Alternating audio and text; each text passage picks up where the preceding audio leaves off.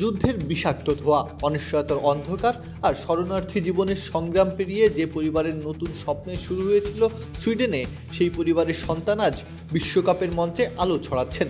Alexander ইসাকের গল্পটা তাই একটু আলাদা। তিউনিসিয়ার বিপক্ষে বিশ্বকাপ মহারণে নামা সুইডেন অবশ্য নামে ভারে কিছুটা এগিয়েই, আর এই দলের আক্রমণ ভাগের অগ্রণী সেনানি এই ইসাক, সুইডেনের সবচেয়ে বড় ভরসার নাম। Cool body spray, long-lasting fragrance. Get প্রতিদান দিতে ভোলেননি ইসাক, ম্যাচে 30 মিনিটের মাথায় খুঁজে নেন আরাধ্য সেই গোল। দ্রুতগতির এক পাল্টা আক্রমণে মাঝমাঠ থেকে বল নিয়ে এগিয়ে যান ভিক্টর গিওকেরেস। চারপাশে থাকা প্রতিপক্ষের ডিফেন্ডারদের ফাঁকি দিয়ে নিখুঁত এক পাস বাড়িয়ে দেন আলেকজান্ডার ইসাকের দিকে। তিনিও ভুল করেননি, খুঁজে নেন কাঙ্ক্ষিত জাল। বিশ্বকাপে নিজের প্রথম গোল করার কীর্তি নিজের করে নেন। পুরোটা সময় প্রতিপক্ষের রক্ষণ চেপে ধরে রেখেছেন, ভেঙে চুরে ঢুকে পড়েছেন তিউনিসিয়ার ডেরায়। তবে নিজে আর কোনো গোলের দেখা না পেলেও সতীর্থকে দিয়ে গোল করিয়েছেন দুটো।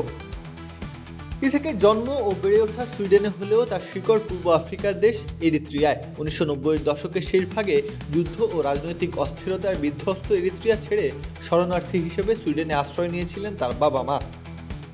স্টকহোমের এক শহরতলিতে নতুন জীবন শুরু করেছিলেন তারা। ছিল না প্রতিষ্ঠিত কোনো ভিত্তি, ছিল না নিশ্চয়তার কোনো পথ। তবুও কঠোর পরিশ্রম আর অদম্য মানসিক শক্তিতে ছেলেকে বড় করে তুলেছিলেন। সেই ছেলেই এখন বিশ্বকাপের তারকা, সুইডেনের রত্ন ভাণ্ডারে থাকা মূল্যবান এক হীরা। প্রত্যহ কাব্য, খেলা ৭১।